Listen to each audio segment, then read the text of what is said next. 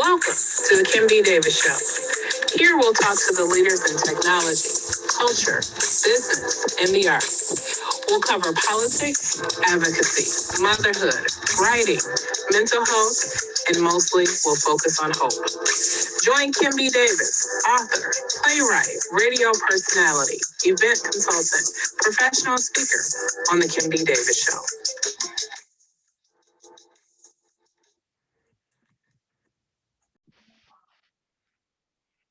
Good evening and welcome to the Kim B. Davis Show. I'm your host, Kim B. Davis, and it is Father's Day week. Yes, I have extended Father's Day past a day, and I have the opportunity to sit down and talk with two fantastic gentlemen.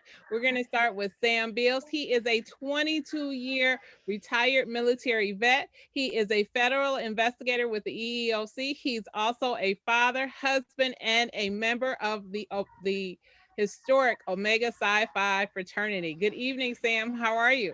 Hey, I'm growing great. Thank you. How are you? I'm great.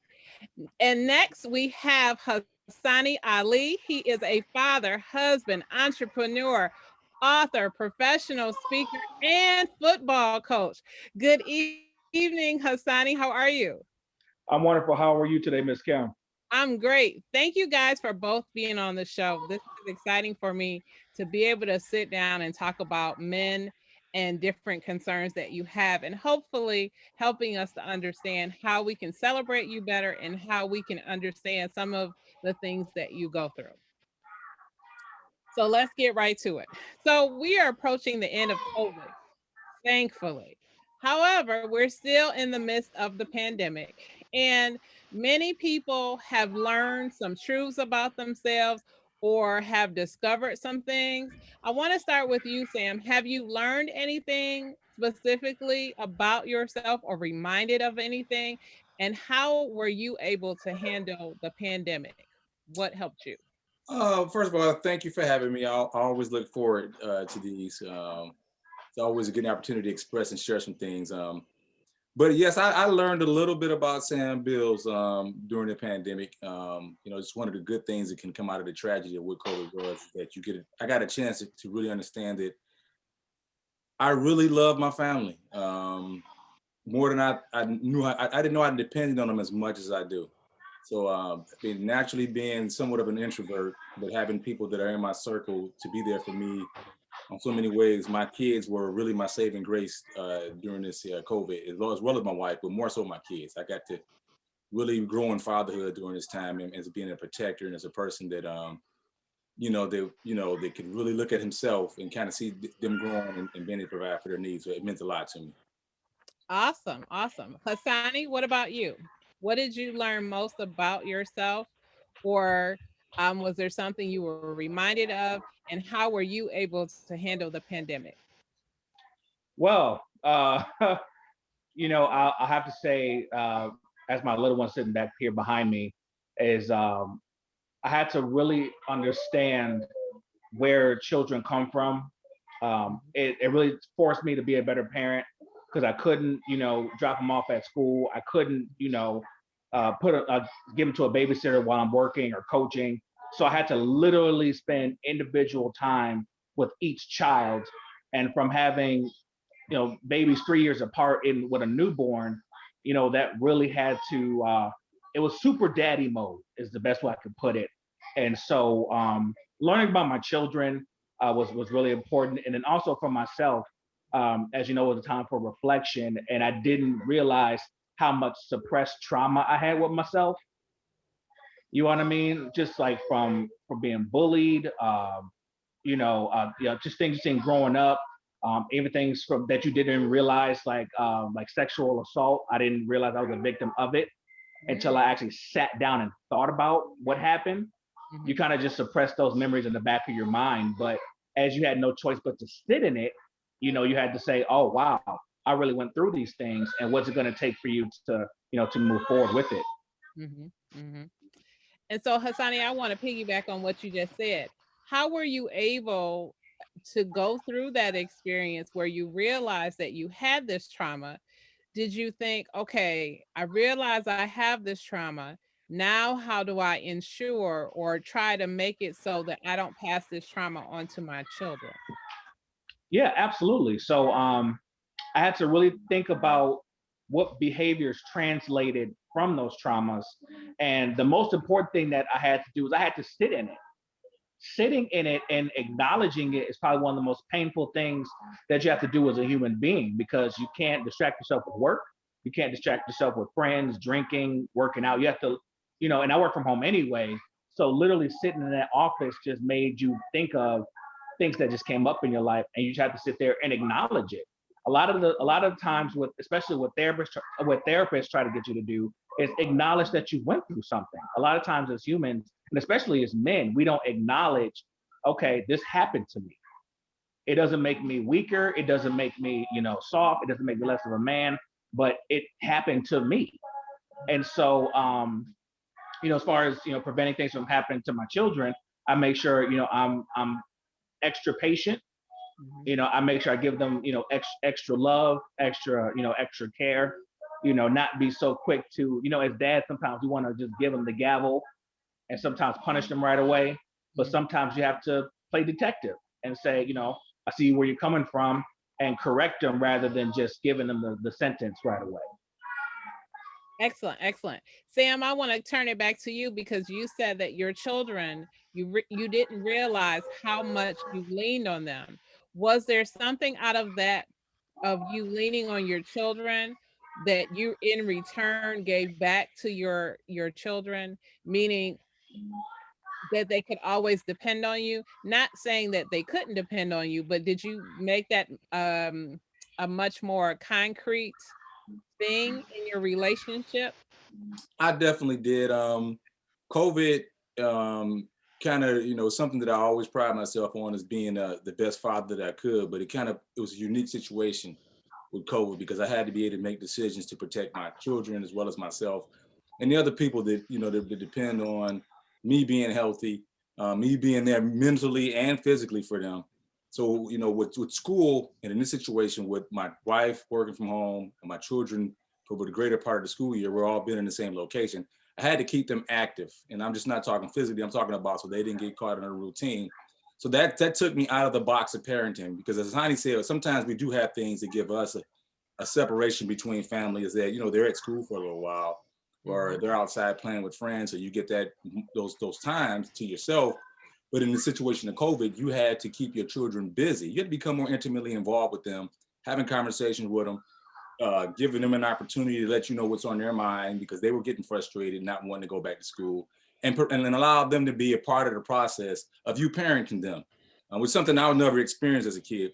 But I mean, I want to applaud Hasani for bringing the issue that that most definitely should be discussed. It's the mental health issue and addressing issues that you may have had, that you now have this responsibility as a father to overcome those things and not to bring those burdens to your children and have it act out as you become frustrated. And as you know, I'm a big supporter and believer of mental health services and taking the time to address those issues that you may have and discuss it with them. So I mean, early in the COVID, when I started feeling frustrated, of course I can always lean on my wife, but one of the first thing I did was I said I'm going to find me a therapist. So when that 2 to 3 week period come, I'm not at a position or in a situation where we're all in this house together and I'm being the person that's got an attitude or whatever that's causing my children to not be able to flourish. So that's what I learned about myself, and that's what I depend on my children to. They taught me that their patience with me gave me the ability to be more patient with them and increase their love amongst the family. Excellent, excellent. So you mentioned mental health, and mental health is extremely important. We not only have to take care of our physical bodies, but we have to take care of our minds. And mental health really is very important.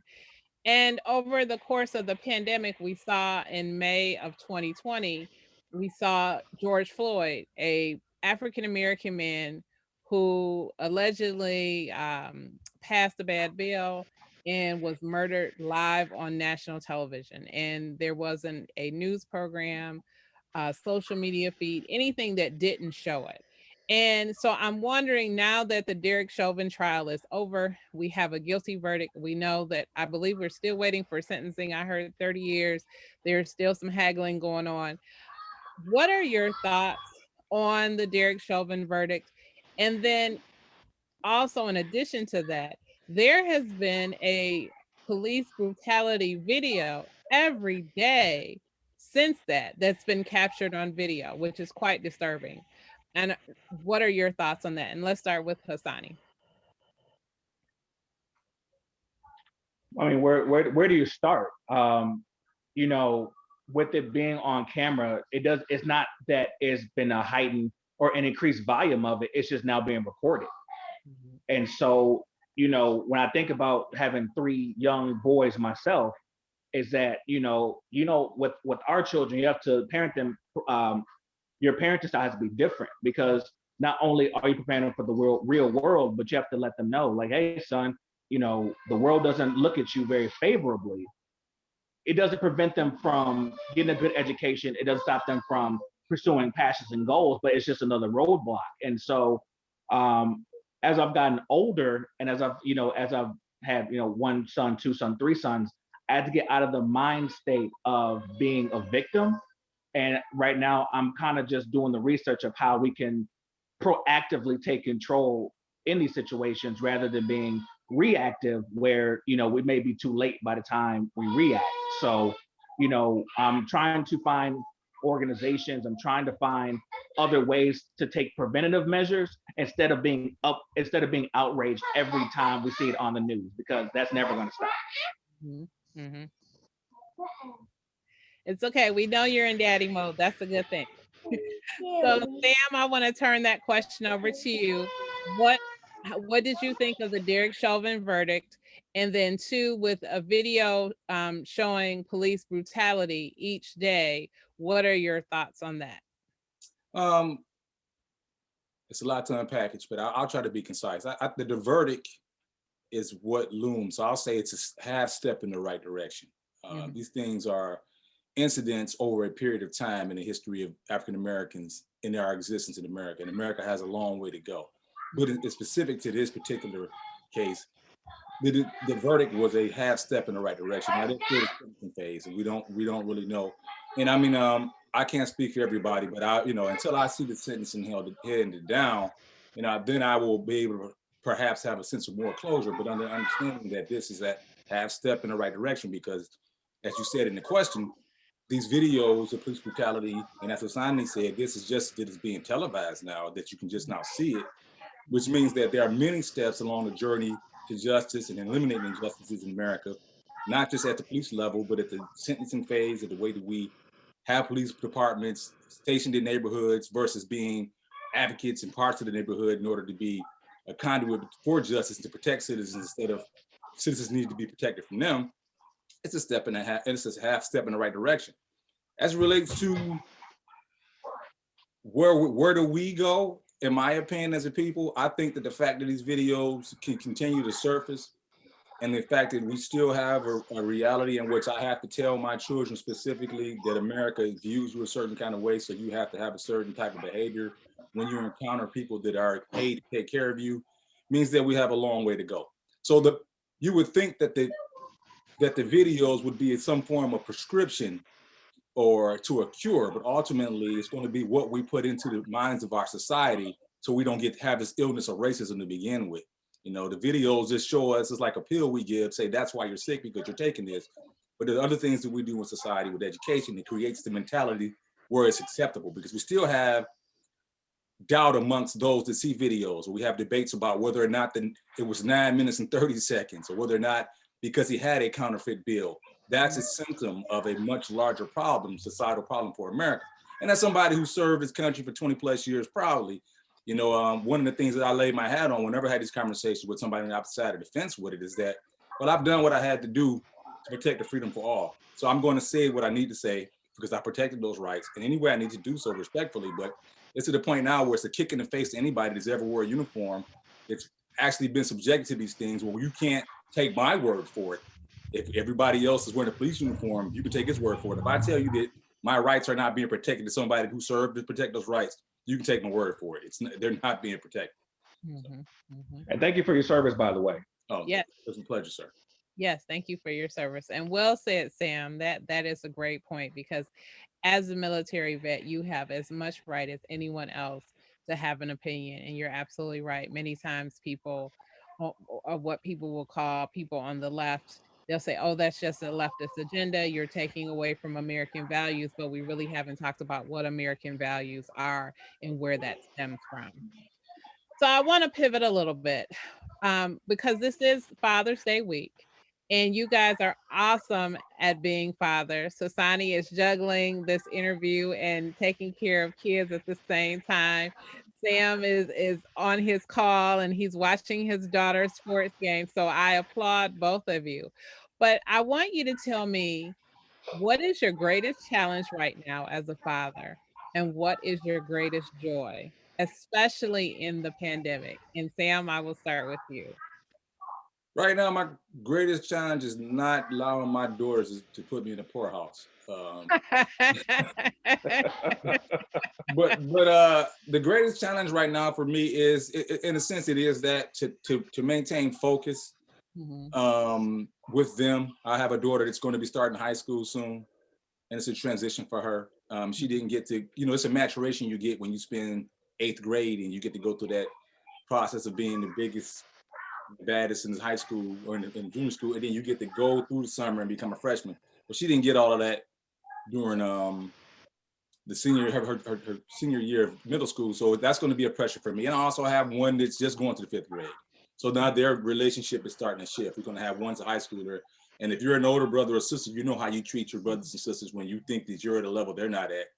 So it's going to be a little bit interesting navigating that phrase. And I thank God for having a wife that's been a young lady at that age and understand they bring them together. So me as a dad is going to be, typically I'm a referee when it comes to some of those things. But that's going to be a challenge for me because I'm going to have to embrace one daughter moving closer to becoming, she's not just a young woman now, but into adulthood, and another daughter that's going to be doing that.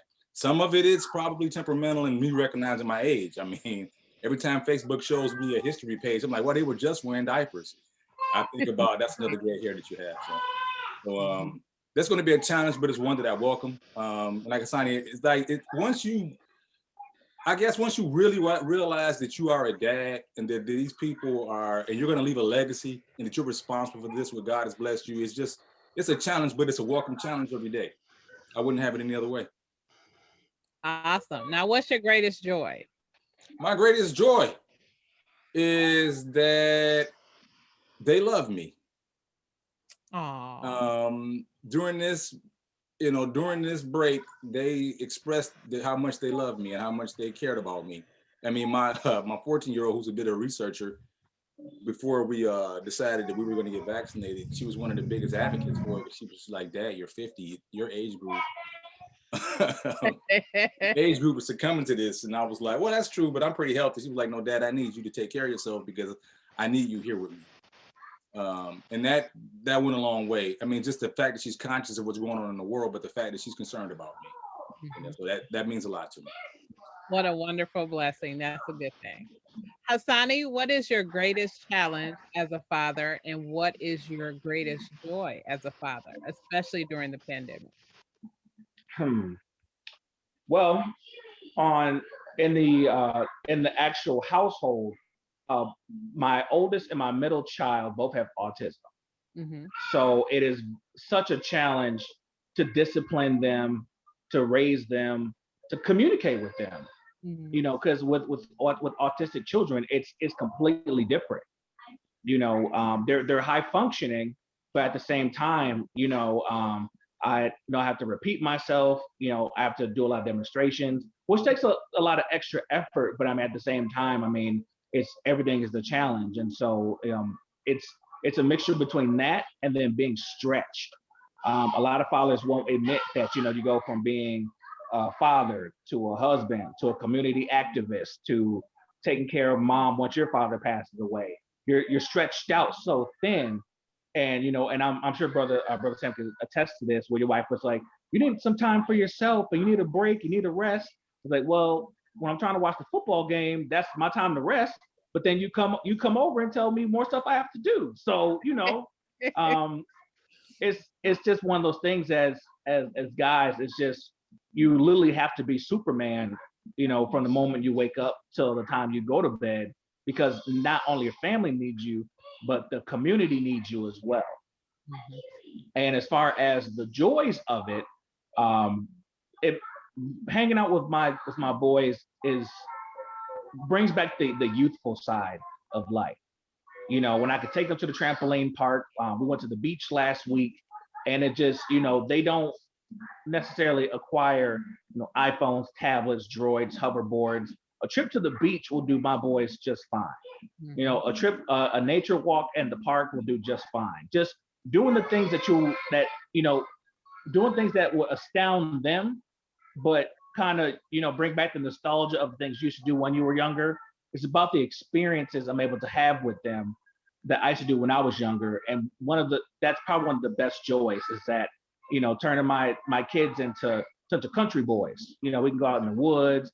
You know, I wanted to take them fishing, getting them, you know, dirty and muddy, and, you know, just kind of being an outdoorsy person. So one of the biggest joys is just being active with them, and it kind of brings back the youth in me. You know, taking a break from work, you know, business, and, you know, acquiring things and properties, and, you know, trying to build a legacy for the future. But in those very moments, you know, you can just say, hey, me and my boys played in mud today. You know, we got dirty, we got gritty, and it was a lot of fun. Awesome. I remember playing in the dirt with my dad. That was the best. That was the best thing ever, making sand castles and mud pies and Yep. you know, all that kind of stuff. And there was nothing that I couldn't bake that he wouldn't tell me he didn't like. So, you know, that always bolsters your confidence. So Right. we have talked about fatherhood. We've talked about community. We've talked about mental health. Lastly, I want to talk about relationships. And you both are married, both wonderful husbands. You know, during the pandemic, a lot of relationships took a hit and divorce rates have skyrocketed because of it. Tell me something that you did to help strengthen your relationship that helped you during the pandemic. And Sam, you can take that question first. Okay. 100% full disclosure. One of the first things we did is that when the pandemic started, since we were both working from home, my office, where I'm at now, is located directly next to our dining room, which is where my wife started her work from home. And then about 45 days later, we transformed the guest room into her office, so we could not see each other during the day as much, because I was hearing what was happening at her job, she was hearing what's happening at our job, and we started talking about work a little bit too much. So we had that separation. But what we did was that even allowing the kids to develop like weekend trips, we would get in the car, like Hasani said, we would drive to Sagatuck, we would drive to the dunes, we'd go count lighthouses, we would get in the car and we would talk about anything but work. And then we would just talk about us, about as a family. When this is over, what are we going to reward ourselves with? What trip are we going to go on? We would read a book. I mean, we didn't finish them, 100%. We started a book. I would read a chapter, she would read a chapter, and eventually we just started talking. It led into us talking more. So that's what we did during the pandemic to kind of like keep the relationship going, because once again, it was different. Even though I've been married going on 17 years now, it was different when I didn't have that. I'm at work 8 hours and I grow a little bit of that I miss you time. It was more so, I see you all day. But then we just implemented weekend trips to have something to look forward to as a couple, instead of just mom and dad fixing lunch for the kids and stuff like that, so we could get our time and keep them included at the same time.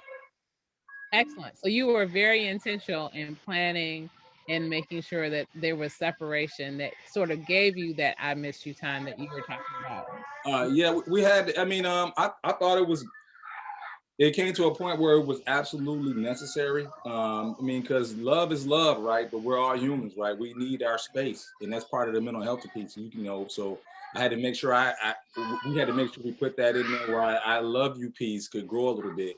So it would be like Monday through Tuesday, Thursday, Friday. Well, I'm off with Friday.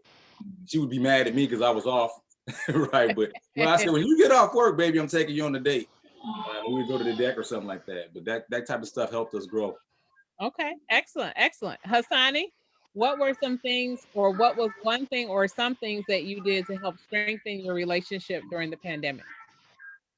Well, I wouldn't recommend it to all couples, but we had a baby. So, you know, that was You know, that, but to be fair, that was already planned. That was planned before the pandemic got here. So that was, you know, it wasn't anything impromptu, but it was just, it was almost comedic how it happened, because it was just like, it was, we heard on the news, everybody transferred from the offices to home. And then as I was like, what am I going to do? What am I going to do? I got to figure everything out. And then my wife was like, oh, by the way, test came back. It's like, oh, all right. So, honestly, during that time, after I was done with work, we hung out a lot. We spent a lot of time making dinner. I love to cook. I'm a big fella, so you know I'm always in the kitchen. So you know, we made meals, and we spent a lot of nights once the kids were down, watching movies, watching old television shows. You know, just kind of rekindling our past. So we kind of understood, you know, why we may have certain attitudes or I should say ideas toward certain things, you know, and it kind of just understood us. We understood each other a little bit better as we were preparing for the baby. You know, it was, you know, nesting wasn't that hard because she was here all day to do it. We couldn't really go anywhere. If we were feeling really adventurous, you know, this between us, you know, we kind of snuck out. We couldn't really go anywhere, but we were in the car. We drove around, you know, just to kind of keep everyone from being stir crazy. But the big piece of just that that hangout time, you know, as spouses, we usually come together for, okay, these are the bills, you know, what to do with the children, you know, the mother-in-law's coming over next week. It's a bunch of planning rather than just hanging out. You know what I mean? So we did a lot of hanging out. We watched a lot of movies. We actually got a couple books done, but no, between cooking and movies, that was it. Awesome. So I heard a couple themes in there. So when we talk about relationships and children, we talk about time. We talk about appreciating our family, appreciating our spouses, appreciating our children, taking care of our mental health, making sure that we're intentional in spending time doing things that we love to do or things that bring us joy. Would that be a fair assessment of what we've talked about? Sam? Yes, that's a fair assessment. Hasani? Very fair assessment, absolutely. Okay, excellent. I just wanted to make sure I got all points in. So, last question. We have a group of young men, it's hypothetical, and they have just gotten married. And they're like, I have no idea what I'm doing. My wife is pregnant. The community is asking me to be a coach. I have all these demands at my job. What do I do and how do I balance it? Hasani, what advice would you give to that individual? I knew you were gonna come to me first. The first thing I would say is you would have to dedicate your time to your passion first, or your purpose first. Whatever doesn't coincide with whatever your purpose is, everything has to come second after that. So, you know, obviously you have to make the money to pay the bills. You know, whatever your God-given purpose is, you know, you tackle that. But, you know, you have to see what you're able to do without overstretching yourself. And then, you know, you have to really think about what is it going to take to get all this done without stressing yourself out. That's going to be the most important thing. As far as being a newlywed, again, or the wife is pregnant, you know, you do have to take care. Like I said, you'll take care of the home first. You know, make sure the wife is okay.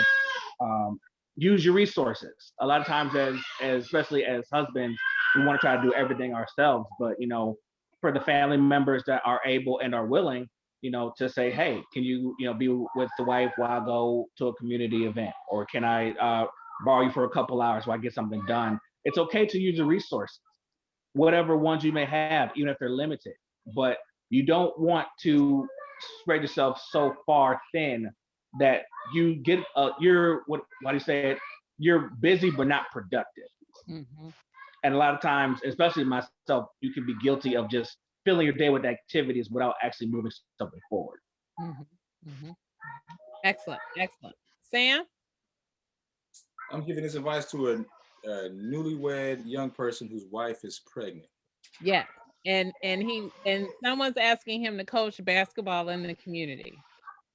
I'm going to give him the advice that was given to me.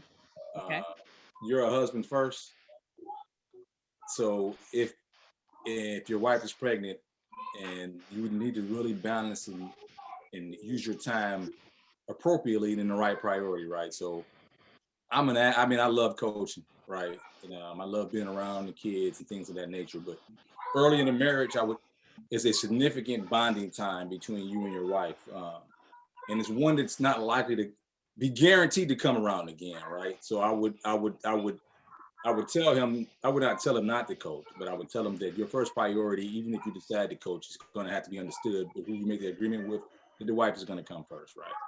And being a dad who's being a dad and being a husband that has had the loss of a child before, I would say that be the husband first, make sure the wife is thoroughly taken care of, that her needs are met, because that pregnancy and that bonding time, I think, is purposeful for God in that relationship, for you guys to grow a certain kind of way in the journey of parenthood, in the relationship.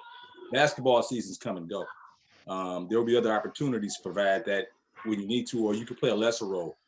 But I would say, and I would probably, I would stand on that, be a husband first, to prepare yourself to be a dad, grow with your wife during that pregnancy, and enjoy that experience as your number one priority.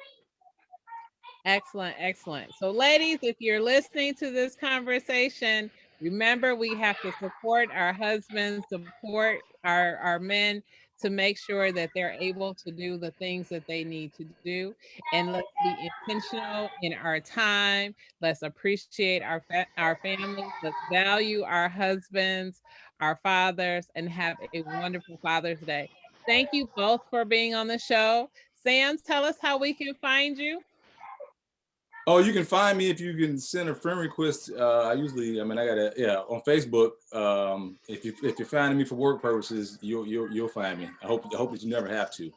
But I wanted to say to you, Kim, I really enjoy what you do. I'm wishing you all the success in the world, because this is a great platform.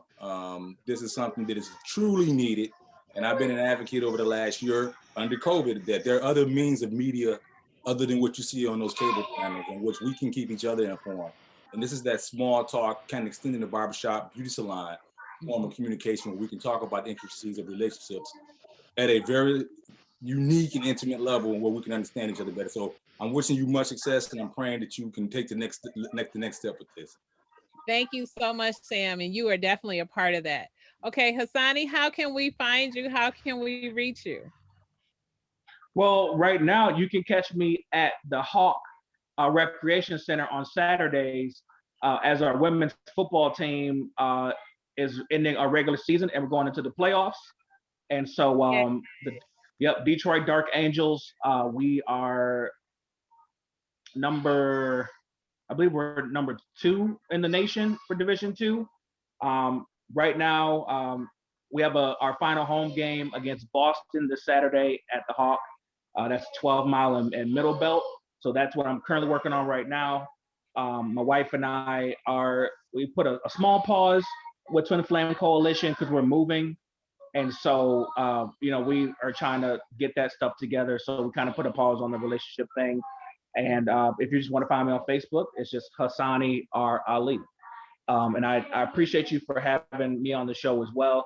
I know your husband adores you, with you being a entrepreneur yourself and an accomplished author, you still make the time to be a wife and a mother.